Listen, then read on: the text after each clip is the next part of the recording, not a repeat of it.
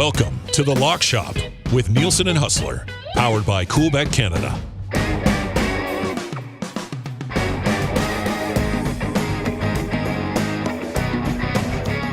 Labor Day weekend in the Canadian Football League, obviously, and always a huge weekend. We're looking forward to that. We'll set that up for you. It is the Lock Shop with Nielsen and Haas, brought to you by our great partners at Coolbet. All the odds we discuss every single day on the Lock Shop, brought to you by our great partners at Coolbet. Find them at coolbet.com. Sign up for an account. Use the code LOCKSHOP. Haas, what's up, buddy? How you doing, man? My brain's fried from 4 straight days of fantasy drafts. I am looking forward to this long weekend and these Labor Day games, especially Bombers Riders. And we're 1 week away from raising a banner at Arrowhead and getting it on with the Chiefs and Lions. Things are good. Hey, how are you doing? What's the buzz? What's the buzz around Northern Alberta? I see the election signs everywhere. I see the guys hustling.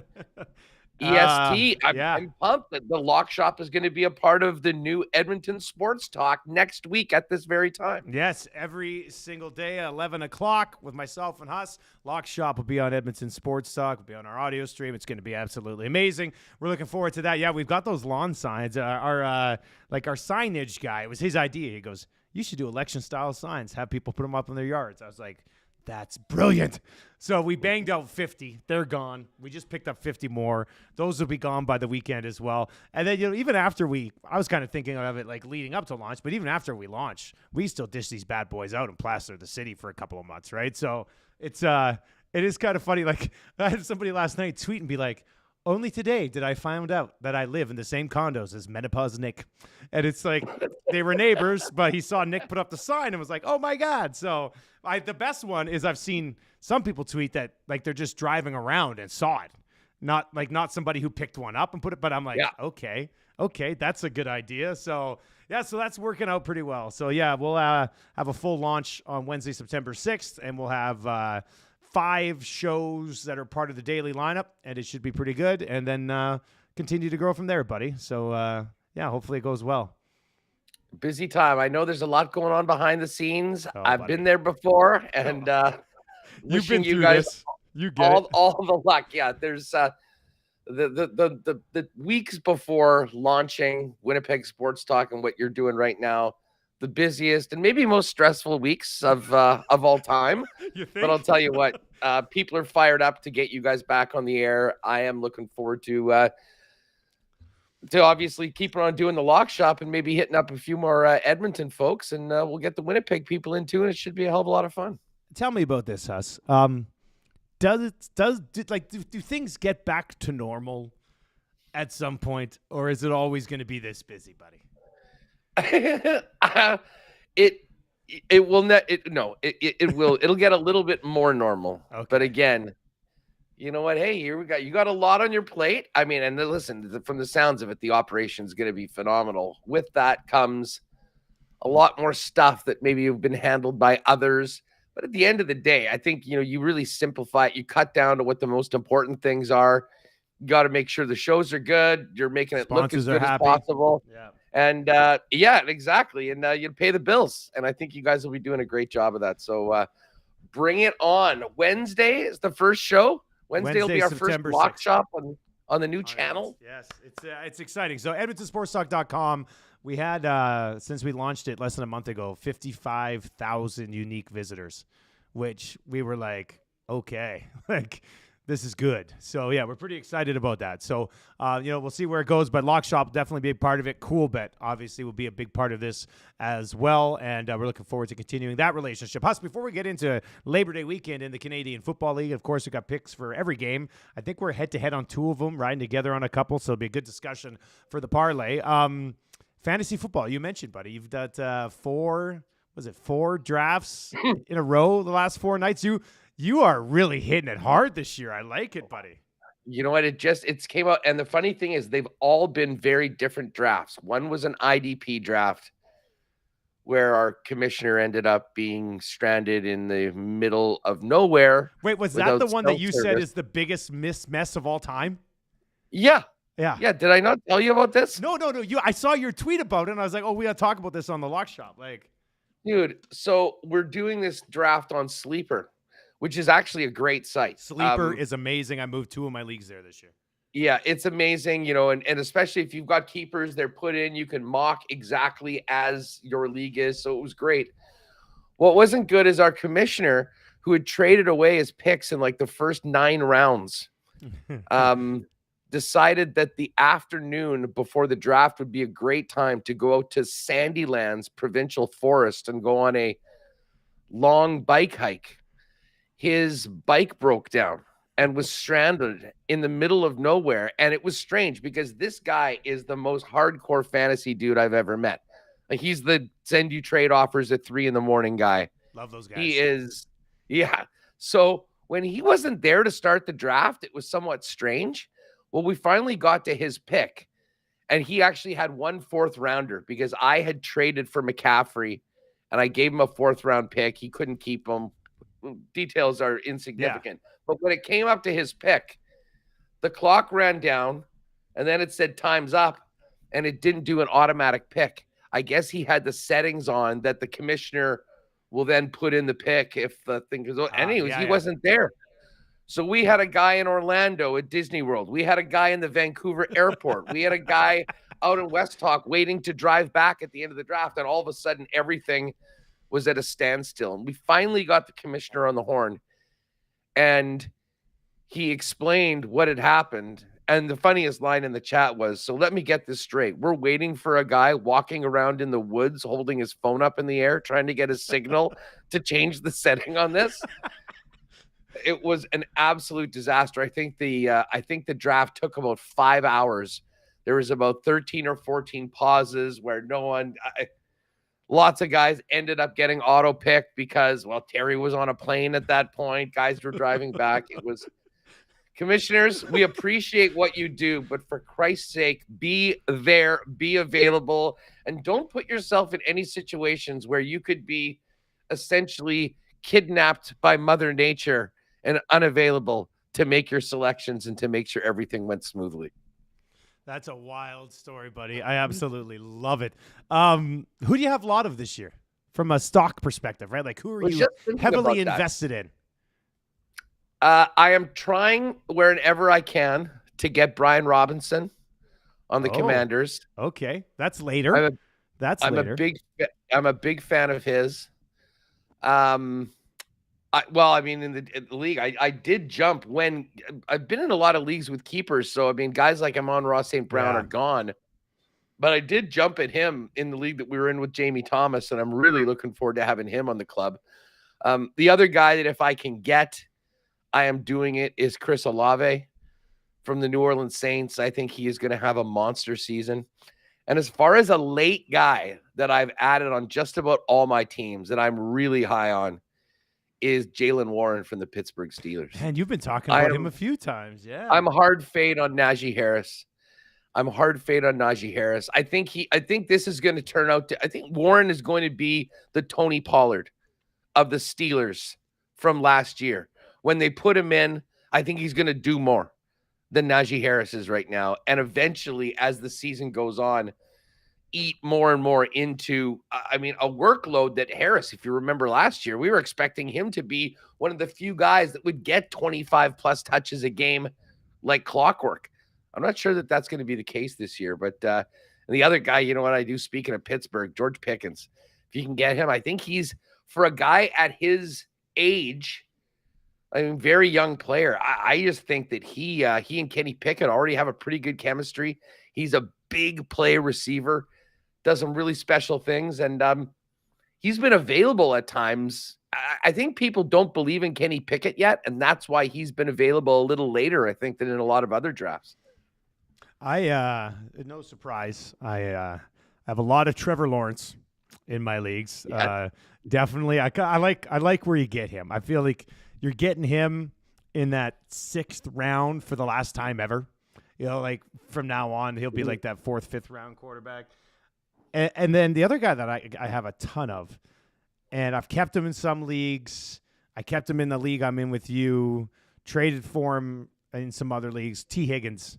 I love T. Higgins, man. I think he's an absolute monster. So I've ended up getting him.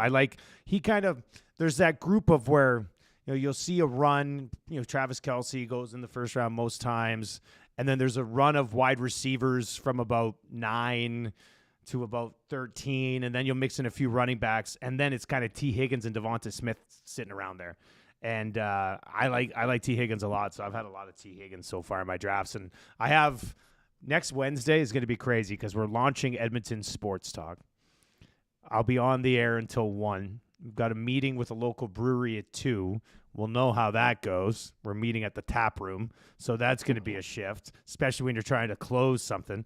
And then we've got what we call our Big Boy League, which is a $500 entry fee. I hope my wife's not listening to this.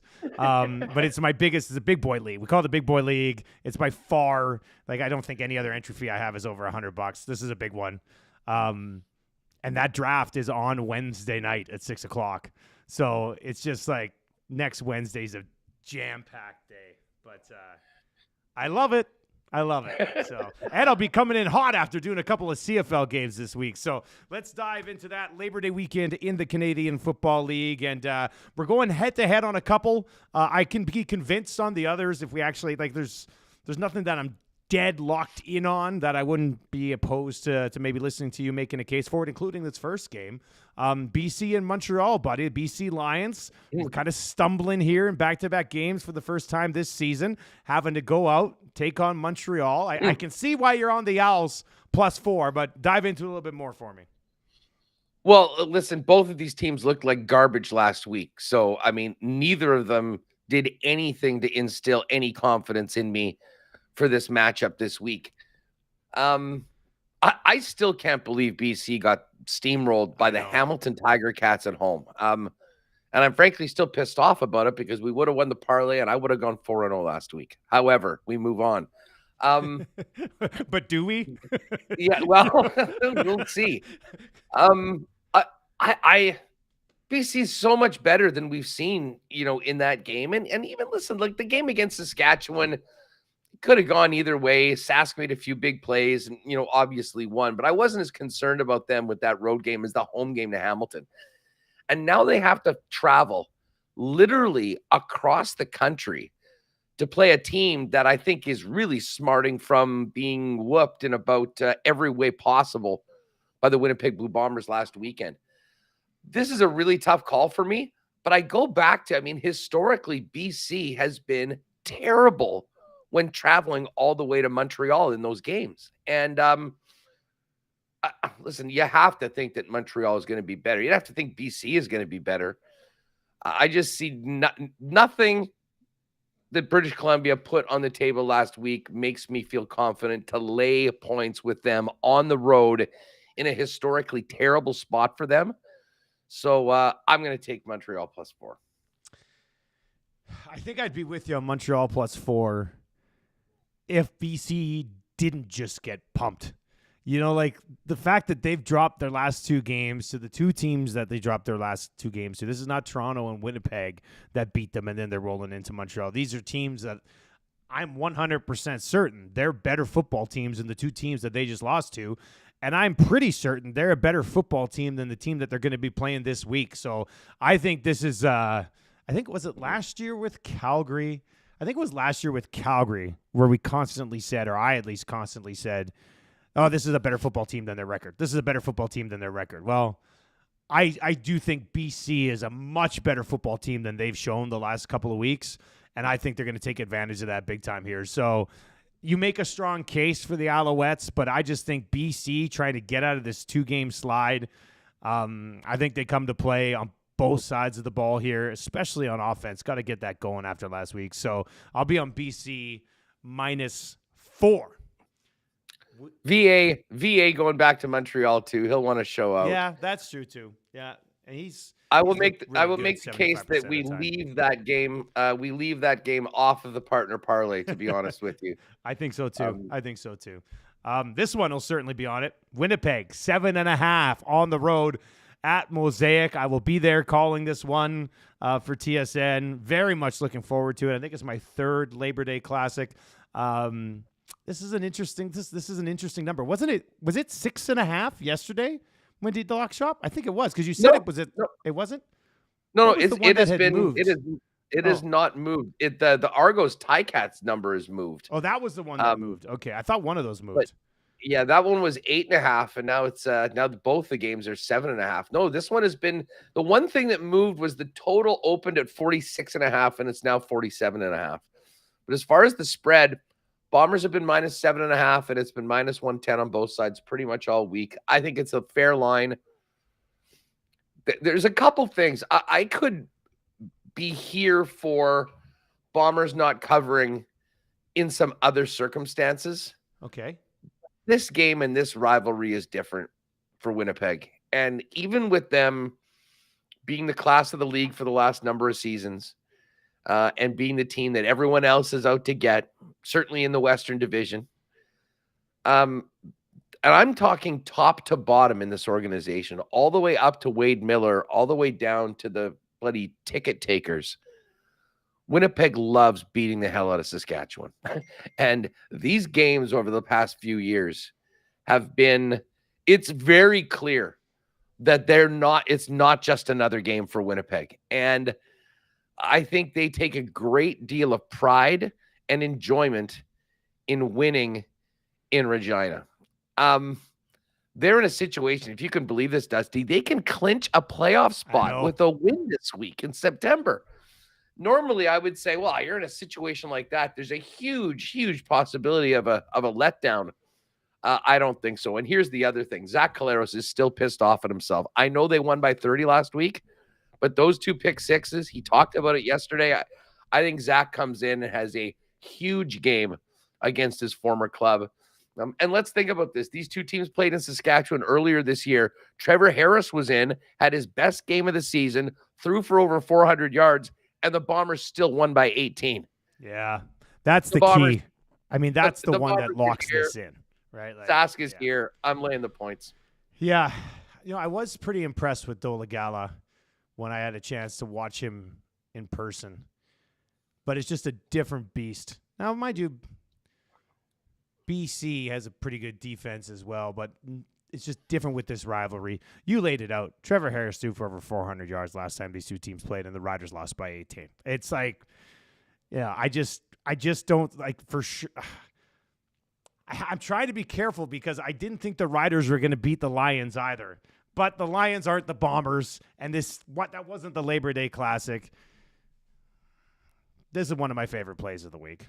I'll just say that. Winnipeg -7.5 here against the Riders. We'll see what happens in the Banjo Bowl, but I think it just goes to show how good Winnipeg is and how good Zach Collaros is.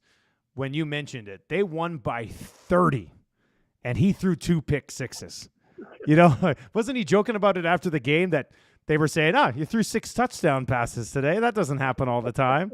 So you're right on the Zach bounce back. Obviously, with what they've got going offensively there, it's almost unfair to have the best receiving core in the league and the best running back in the league. And nothing against Sway Kelly, who got himself a new deal, but you also have the best quarterback in the league. So I get on the Bombers here -7.5 with you, Huss. Now, this other game, you said this line moved. It was at 8.5, and it's moved to 7.5.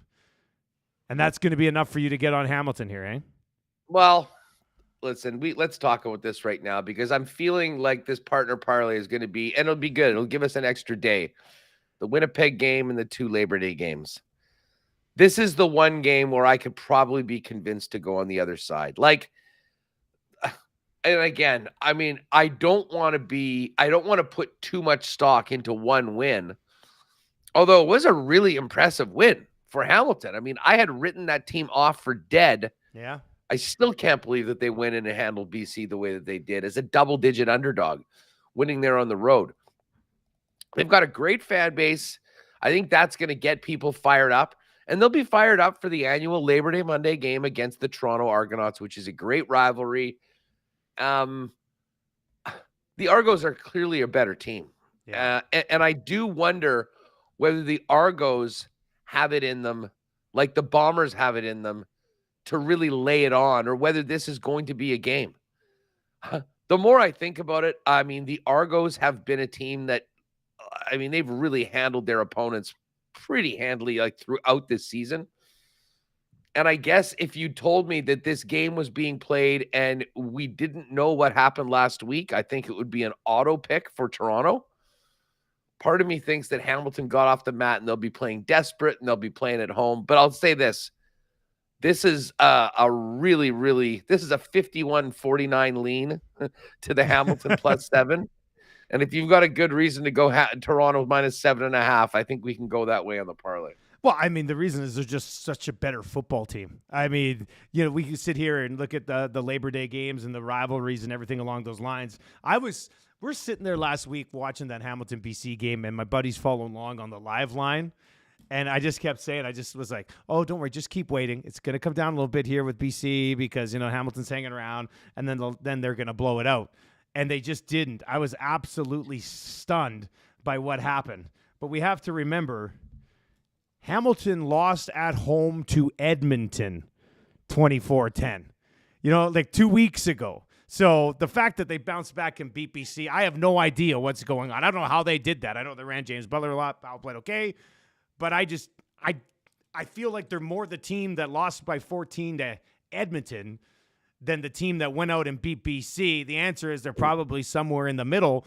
But what we've seen from them the rest of the season would lead us to believe that they're the team that lost to Edmonton at home by 14 points with Trey Ford, who doesn't have very much experience, starting in that football game. So if Edmonton can do that to them, you're telling me Toronto, with what they're doing this year, can't beat them by 8? So I just can't put too much stock into the win over BC. I mean, to me, until they show another good football game, it's a one-off. So that's why I'm going to be on Toronto here, -7.5. I'll be honest. I can live with that. I do think that they're just in another class right now, especially, without Bo. Every time I see this Howell playing at number 0, I just think back to how Bo got put on the 6 game again in victory formation. Like, if that doesn't tell you all you need to know about the Ticats season, despite the fact that they had that big win last week. So I guess for the picks, I'll keep it with Hamilton. But as I say, parlay? I think for that parlay, I think we maybe you could do a lot worse than riding with the Argos and the Bombers so far this year. What I never thought that we'd say was that we're going to continue riding with the Edmonton Elks. Wait. Elks. The red hot Edmonton Elks. Absolutely. This is going to be wild. You're doing this game too? I'm doing this game too. It is a busy 48 hours. Tee up this matchup for us between Calgary, who has been entirely underwhelming this season, and an Edmonton team that I think they should have a real jump in their step. They could be ahead of Calgary in the standings if they win this football game. Which is, like 3 weeks ago, you would have never thought that would be the case. I just don't know what the deal is with the Calgary Stampeders, Huss. Like, Jake Maier goes out and does what he does last week against Toronto. Reggie Begelton has over 200 yards. For like the 4 or 5 weeks prior to that, they didn't even want to throw the ball past the first down marker. Like, it didn't make any sense to me. So I'm kind of in the same area where I was last year of, man, this Calgary team should be better than their record. But this year, their record sucks so much. You're like, well, are they better than their record? Like, it just doesn't add up to me that much. They've got what should be a dominant running game. They haven't been able to really get that cranked up the last little while. My case here at +4.5 for Edmonton is momentum and a quarterback that teams just aren't familiar with how to handle just yet. Like, Ford can hurt you in a bunch of different ways. And what I noticed this past week doing that game against Ottawa, when he gets out on the run, people panic defensively. As soon as he escapes that pocket, people are leaving the receivers and trying to make sure they contain him. It opened up a big play to Geno Lewis last week over the middle. It opened up a very important play in that game to Manny Arsenault over the middle. And Trey Ford has been making excellent decisions with the football so far. He only has 1 interception in his 3 starts. And if you look at those starts, I mean, 2 of them, they were pretty good. And the other one, they blew that 22-point lead to the best team in the league. So I like that we're getting Edmonton here at plus 4.5, man. And I think until teams see Trey Ford a couple of times, they're going to have a hard time figuring out what to do with him. I'll be honest. I'm noticing it was plus 167 earlier this week. It's now plus 160. I don't even mind the Elks money line in this game. I honestly think that we are going to be talking about the Elks as right in it. They might not make the playoffs, but I really do think that they're going to pick up a few more wins in some of these key games. Listen, all they did was lose for so long. I really think that the script is flipped right now. They've got some momentum. Sometimes you just need to have a few good results, something good happen to get things going in the right direction. And that's what's happening right now. And you kind of laid it out. Trey Ford right now, dude, is an absolute problem right now for other defenses. And this is also a bet against Calgary, who's been basically miserable so far this year. I mean, Drew Brown went in and the Bombers had that game where they won, 19-18, and neither offense really did anything. And this is also Labor Day. I mean, this is also a game that, we've seen crazy things happen on both sides. So I'm more than happy to take the visiting Elks at plus 4.5 for the pick.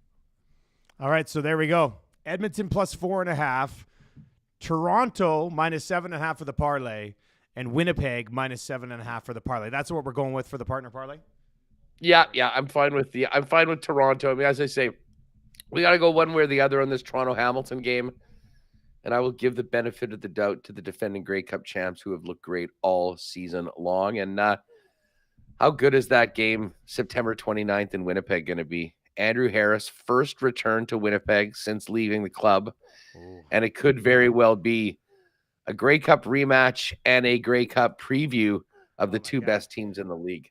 I'm looking up, what day is that? The 29th? Friday the 29th. I want to see if I'm on that game. I hope I'm on that game. I think I'm coming to let's see here. The 29th of September. Yeah. September 29th. No. I'm in BC for the rematch of the Riders and Lions. So we'll build that one up too. That's a doubleheader. I think Smitty's got that one Friday night. And then okay. I got the BC game the next night. So yeah, that'll be that would have been a fun one to call. But we'll work on it. We'll be watching that, that's for sure. So all right, that's gonna do it for this episode of the Lock Shop. Once again, all the CFL odds, find them over with great partners at CoolBet. We'll be back next week with 2 more NFL futures episodes, and then of course a week from today, setting up more CFL, but setting up the Kansas City Chiefs and the Detroit Lions, the 2 best teams in the league, to open up the NFL season. I can't wait, Huss. It's going to be great. Yeah, but up until then, enjoy what's always a great weekend in the Canadian Football League. And again, the Winnipeg, Toronto, Edmonton partner parlay, all against the spread, will be up in the CoolBet exclusives. And good thing is we'll have some time on this one because it won't be live and off the board until they kick off on Sunday afternoon. So get on over to the exclusives. I would say get on it sooner as opposed to later because depending on what happens with the game, sometimes the number can change. Lock it in, though, in the exclusives. Winnipeg, Toronto, Edmonton, Elks. And after what I thought we were winning it last week for sure. We've had some good ones so far. And for BC to just no show on that, let's hope that doesn't happen. Yeah. We get some great games heading into Banjo Bowl weekend and NFL kickoff next week.